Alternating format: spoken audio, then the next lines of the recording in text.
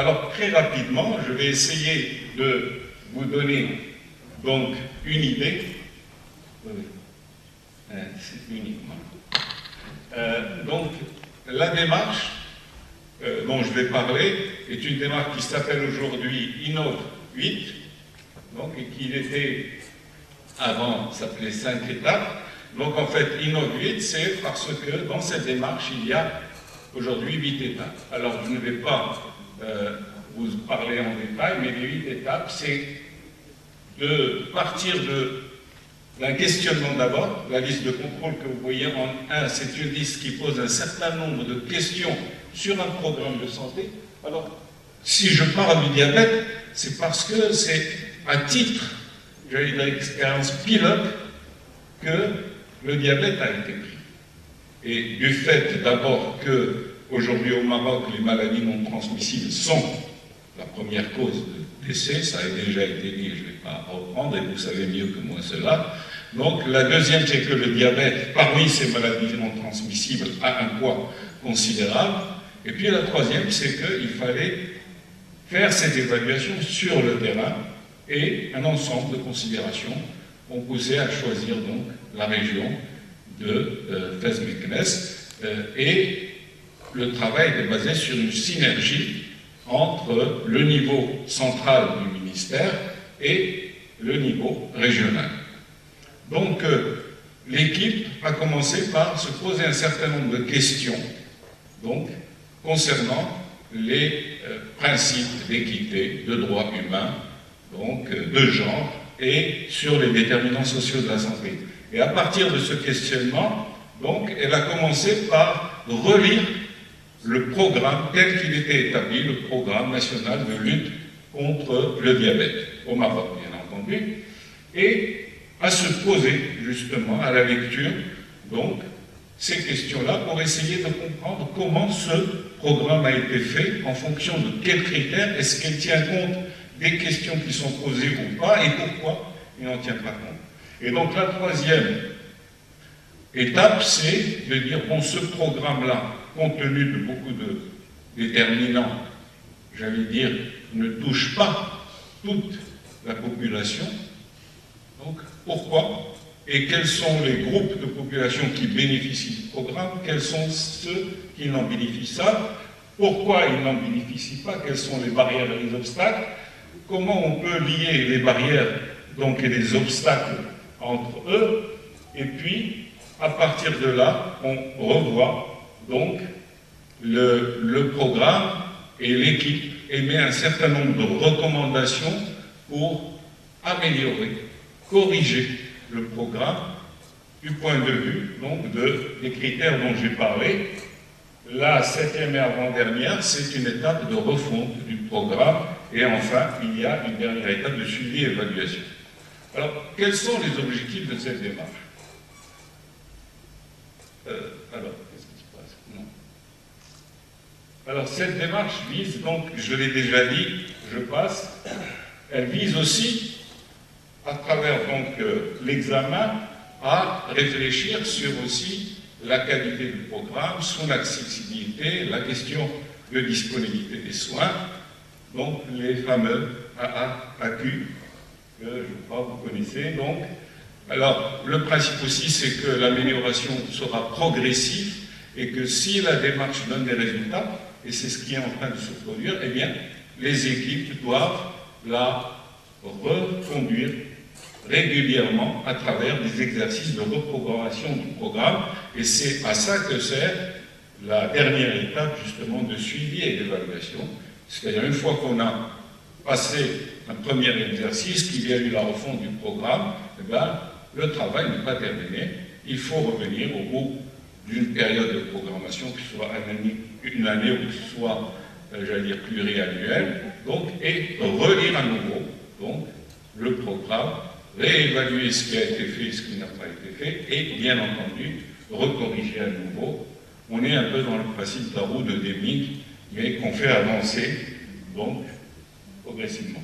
Alors, quelque chose de très important et sur lequel je vais porter un petit critique, pas aussi petite que ça d'ailleurs, la démarche doit être participative. Ça, c'est quelque chose d'essentiel.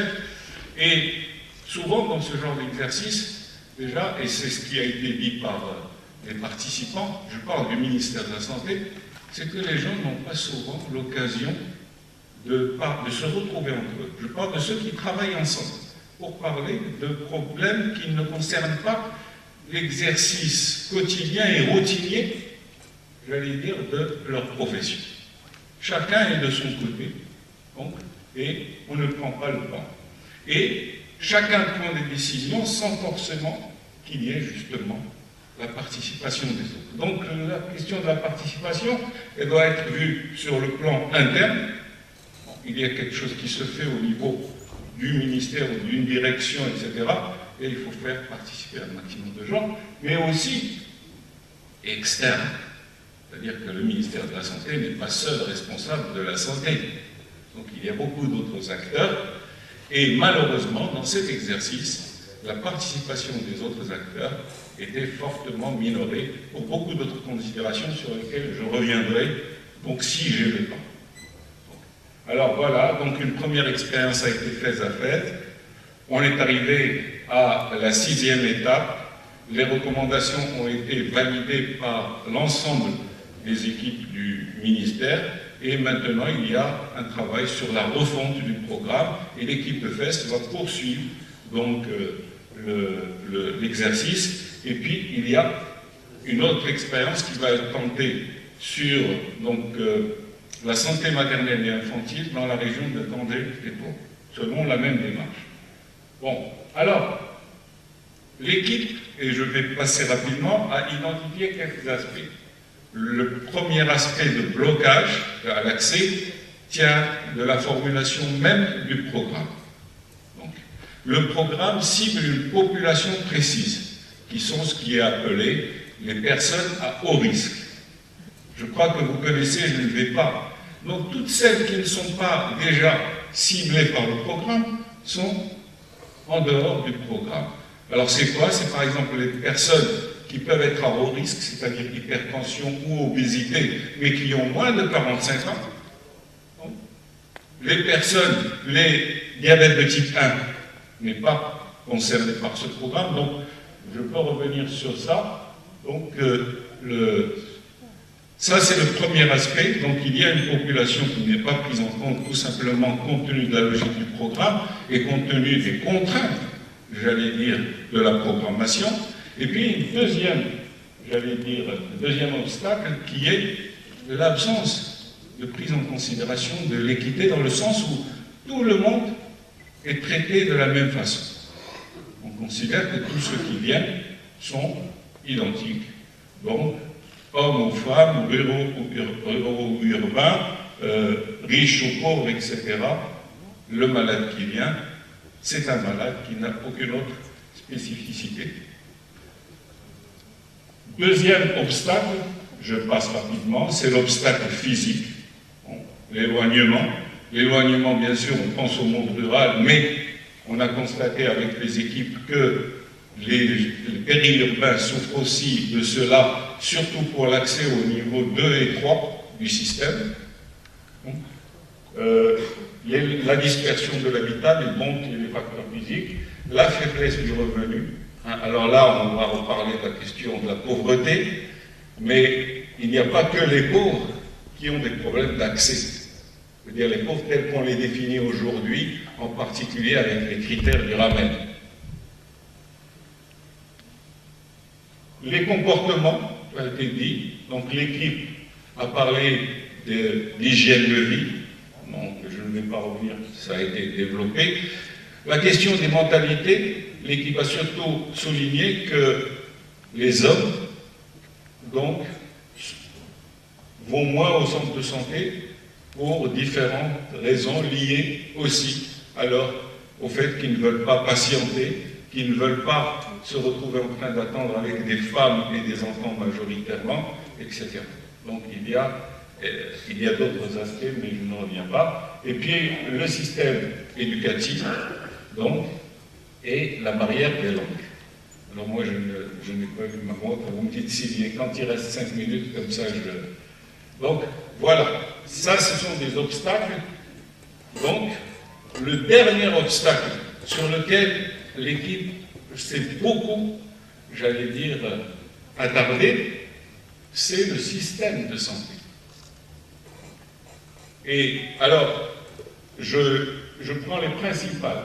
D'abord la faiblesse des moyens, mais la mauvaise répartition de ces moyens. Il n'y a pas, par exemple, assez de médecins dans le secteur public, mais il y a des centres de santé qui sont mieux pourvus en personnel que d'autres centres de santé.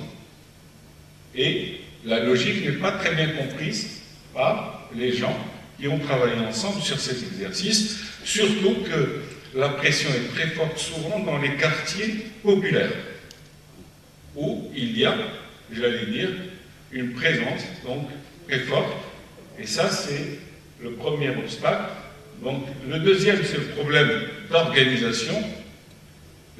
On a parlé de plusieurs aspects, je vais rappeler quelques-uns. Le dépistage. Le dépistage se fait dans le cadre d'une campagne de dépistage. Ce que j'ai compris, c'est que cette campagne n'est pas programmée dans le temps d'une façon précise, mais qu'elle démarre avec le lancement, au moment du lancement, et qu'elle se termine lorsqu'il n'y a plus souvent de bandelettes pour pouvoir donc faire le test. Et cela s'arrête. Et bien entendu, le problème ici, c'est tout simplement le problème de l'insuffisance des bandelettes, donc, qui ne coûte pas très cher, mais cela entraîne une inéquité claire, parce que ces bandelettes donc, sont données indistinctement à tous ceux qui viennent et qui subissent le test, et quand il y en a plus, ceux qui viennent au centre de santé, eh bien, ils ne peuvent pas subir le test, donc, pour être dépistés. Voilà, donc, ça, c'est le problème de la campagne, et bien entendu, ça a été lié par l'équipe, et d'une façon assez forte aussi, au problème des complications, en disant, mais que coûte, j'allais dire, les bandelettes si on multiplie par 2 ou 3 l'approvisionnement en bandelettes, par rapport au fait que souvent, une étude Epidiem a été faite sur Fès, 69% des cas dépistés ont des complications. Et souvent des complications graves. Ça a été donc soulevé hier, je ne vais pas revenir, surtout que je ne veux pas, j'allais dire, m'immiscer trop dans des domaines que je ne maîtrise pas suffisamment. Mais en tout cas, ce qui est clair, c'est qu'il y a un problème parce que le ministère a mis beaucoup de moyens, mais la gestion de ces moyens pose problème. Donc, il y a aussi le problème de la coordination pour la détermination des besoins par centre de santé en bandelettes, qui ne se fait pas de façon optimale. Bon, il y a le problème d'approvisionnement de médicaments. Là aussi, il y a eu un débat, je ne vais pas revenir, c'est très important, hein, mais je veux juste ici vous donner une idée, et je pense que vous pouvez revenir auprès de tous les acteurs qui ont participé. Il y en a quelques-uns qui ont suivi donc, cet exercice et qui ont contribué fortement. Donc, le temps et les modalités de travail. Donc, c'est toujours, on est un peu dans l'organisation. Le travail dans les centres de santé est concentré sur la matinée. Cela pose énormément de problèmes. Le premier, c'est qu'il y a souvent, et je parle des quartiers populaires. 2 minutes. Oui, d'accord. Donc, une concentration, un problème de tension entre les malades et le personnel du centre de santé, une mauvaise qualité de la consultation, donc la difficulté, sinon l'impossibilité de faire de l'éducation thérapeutique, etc. Et la question se posait, mais pourquoi est-ce qu'un centre de santé ne travaille pas, je vais dire, sur toute la journée? Donc ça, c'est un débat que je ne vais pas entamer ici. L'inadaptation du système d'information, donc pour différentes raisons. Donc, la gratuité est généralisée, je reviens. Le médicament est donné, j'allais dire, à tous ceux qui viennent au centre de santé. Même s'il y a des règles, ces règles ne peuvent pas être respectées parce que le malade vient exiger, j'allais dire, et quelquefois, les professionnels font face à des violences je veux dire, quand ils essayent. Et donc, le problème de la, je veux dire, ceux qui ont l'assurance maladie viennent, par exemple, tout simplement parce qu'ils ne veulent pas aller payer à la pharmacie pour être remboursés ensuite. Donc là, effectivement, s'il y a mise en place un système de tiers payant pour les médicaments pour les assurés, mais l'obstacle principal, c'est l'incapacité du centre de santé à identifier les malades qui viennent pour dire voilà ceux qui sont assurés, voilà ceux qui ne le sont pas, voilà ceux qui ont des moyens peut-être de payer, voilà ceux qui ne le sont pas, etc. Donc, voilà. Alors, pour l'assurance maladie, très rapidement, donc, s'il y a eu des progrès, il ne faut pas oublier qu'il y a encore une partie de la population qui n'est pas assurée. Elle n'est pas riche et elle n'est pas pauvre, peut-être, mais elle a besoin d'accéder aux soins de santé. Donc, mais pour l'exercice, ce qui a surtout été souligné, c'est l'absence de coordination entre les assureurs et les prestataires de services. Je ne parle pas de la coordination au niveau central, hier ça a été démontré, mais de la coordination au niveau de l'exercice de leur pratique. Donc, je veux dire, comme il y aurait une forme de relation entre le secteur privé et les assureurs, il faudrait mettre en place un système. Hier, il y a eu des propositions de la CNOPS qui sont très intéressantes, et je pense qu'il faut aller vers des pistes de, j'allais dire, tests, surtout dans le cadre de la mise en place, par exemple, d'un centre de santé de niveau 2, de type 2, pardon, donc qui pourrait être, j'allais dire, un petit peu la promesse de ce qu'est l'avenir au Maroc. Bon, donc voilà, je ne vais pas. Alors, quelques conclusions. Donc, je l'ai déjà dit, hein, parler des problèmes, c'est pas nier ce qui se fait, au contraire, il y a beaucoup de choses qui se font, et on voudrait que cela, donc, soit meilleur, parce qu'il y a encore beaucoup à faire. Donc, le Maroc a décidé d'adopter une constitution en 2011, une constitution qui prône les droits humains, et il y a une exigence d'effectivité de ce qui est promis. Donc si on fait les promesses, c'est-à-dire à travers la Constitution, mais aussi à travers la mise en place d'un système d'assurance, et qu'elles ne sont pas réellement suivies d'application, cela crée d'abord une coupure entre l'institutionnel et les citoyens, parce que les citoyens ne croient plus dans les promesses politiques, donc, et cela crée aussi une méfiance et un rejet, ce qui peut être socialement très très dangereux. Comme je l'ai dit, alors je vais une dernière conclusion. J'ai dit au début que les inégalités font système. J'ai repris cette citation à un auteur, c'est-à-dire que les inégalités ne sont pas posées les unes à côté des autres. Quelqu'un qui est pauvre est aussi analphabète, il habite dans le monde rural, donc il n'y a pas suffisamment de couverture, etc., etc. Donc, aujourd'hui, on ne peut pas croire qu'on peut traiter une inégalité sur un seul secteur. Donc, traiter le problème des inégalités d'accès aux soins n'est pas de la seule responsabilité du ministère de la Santé. Et ça ne peut pas être de la responsabilité unique du secteur de la santé.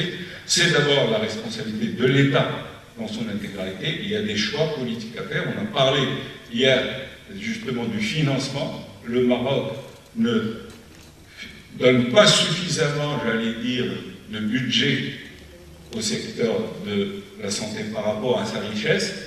Mais la solution ne sera pas de multiplier, j'allais dire, le pourcentage de PIB qu'on accorde à la santé. Comment on va utiliser, s'il y a une richesse nationale qui est à la disposition du secteur, comment doit être analysé, et ça nous renvoie toujours à la question de l'utilisation des moyens dont on dispose. Donc, il faut qu'il y ait un travail donc, gouvernemental, j'allais dire solidaire, mais il faut aussi, ce n'est pas simplement l'État qui est responsable, c'est une question qui concerne toute la société. Donc il faut qu'il y ait une réelle, j'allais dire, implication.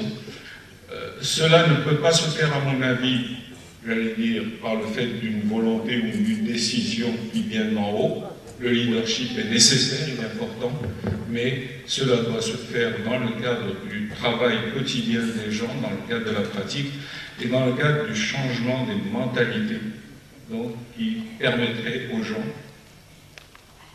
certes que l'a dit, je vais dire, il faut se mettre en garde, donc à la place de l'autre, pas simplement partir vers l'autre. Alors il y a un collègue qui avait dit, dans le gouvernement, nous sommes tous, je parle des secteurs gouvernementaux, pour la convergence. Mais chacun veut que les autres convergent vers lui. Donc, malheureusement, c'est toujours notre problème. Et donc, il faut qu'on essaye de se fixer des objectifs communs et d'y aller ensemble, en discutant et en partageant les uns avec les autres. Désolé pour le Très bien.